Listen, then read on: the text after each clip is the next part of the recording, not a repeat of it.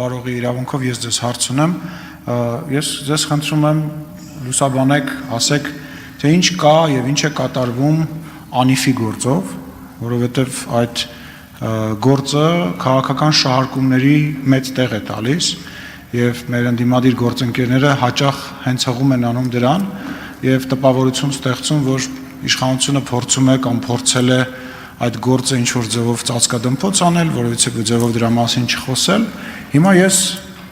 ձեզ հարց եմ ուղղում եւ խնդրում եմ ներկայացրեք մեր падգամավորներին, մեր հանրությանը այդ գործով ինչ զարգացումներ կան, ինչ հնարավոր զարգացումներ կարող են լինել եւ ինչ փուլում է գտնվում։ Շնորհակալություն։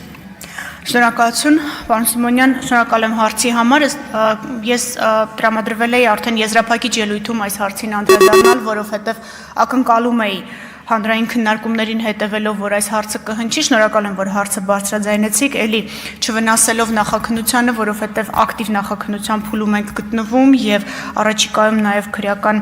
հետապնդման հնարավորությունները չենք բացառում շատ կարճ ժամանակահատված հետո ուղղակի կարճ նշեմ թե քննությունը այս պահին ինչ հիմնական ուղղություններ է ներառում, որովհետև մի շարք լրատվականներ տարբեր պարբերականությամբ իրենց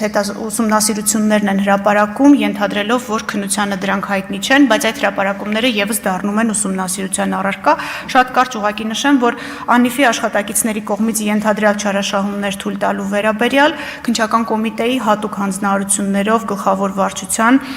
վարույթում գտնվող քննության շրջանակներում քննվում են Անիֆի աշխատակիցների կողմից բարձր աշխատավարձեր եւ պարգևավճարներ ստանալու հայկական ավիաուղիներ Փակbaşնետիրական ընկերության Fly-Arna Anji Service, Outsource SP, Areva Consulting, Caucasus Services, Midcube K&G, Masdar, Սերմից Ֆերմա, Hard Rock, Global Connect, Tavros, Ապագա Project ընկերությունների հետ համատեղ գործունեության ընթացքում առերևույթ չարաշահումներ թույլ տալու դրվագները։ Ես հատուկ նշեցի ընկերությունները, որտեղ յուրաքանչյուր դրվագ, որը շրջանառվում է մամուլում, շրջանառվում է հենց այս ընկերությունների հետ կապված դրվագները նկարագրելով, սրանք բոլորը քննության առարկա են քննչական կոմիտեում եւ ինչպես նշեցի, եթե հոդվածները հետաքրքիր են կարող եմ թվարկել, դրանք հիմնականում 277 հոդվածն է քրեական օրենսգրքի, 256-ը ծանրացնող հանգամանքներում, մի քանի դրվագներով եւ մի շարք անձանց վերաբերյալ եւ առաջիկայում կարծում ենք, որ մենք հանրությանը արդեն պատրաստ կլինենք ներկայացնել, թե ինչ արդյունքներ ունենք, իսկ մենք հանրությանը հիշեցնեմ, որ ներկայացնում ենք, պարոն Սիմոնյան, որ գործը արդեն ուղարկում ենք դատարան, այսինքն դատական հեռանկար ենք տեսնում վարույթով։ Ձեր թույլտվությամբ այսքանով սահմանափակեմ նախքննությանը չվնասելու, նաև այս փուլում, ինչպես նշեցի մեկ այլ հարցին պատասխանելիս, ոչ ամբողջական տեղեկատվություն չներկայացնելու նկատառումներից ելնելով, բայց առաջիկայում իհարկե ավելի մանրամասն կհրապարակենք։ Արձագանքեմ ձեր թույլտվությամբ, եթե հնարավոր է նախաքննության գաղտնիքը չխախտելով, կան եղել են արդյոք նախկին ներկա պաշտոնյաներ, որոնք այս գործով հարցաքննվել են, բացատրություններ են տրվել, եւ արդյոք հիմա կա կոնկրետ անձանց հետ կապված մեղադրանքի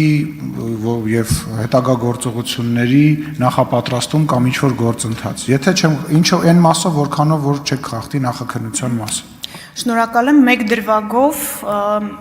բավական լուրջ գումարի մասին, մոտ $2 միլիոն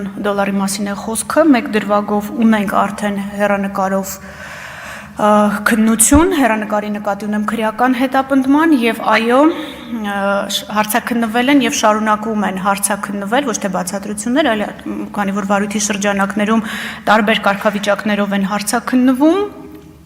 անձինք, պաշտոնատար անձինք այդ թվում, ովքեր առնչություն են ունեցել Անիֆի գործունեության հետ։ Շնորհակալություն, Գեղամ Մանուկյան, համեցեք։ Պարոն Սիմոնյանի հարցը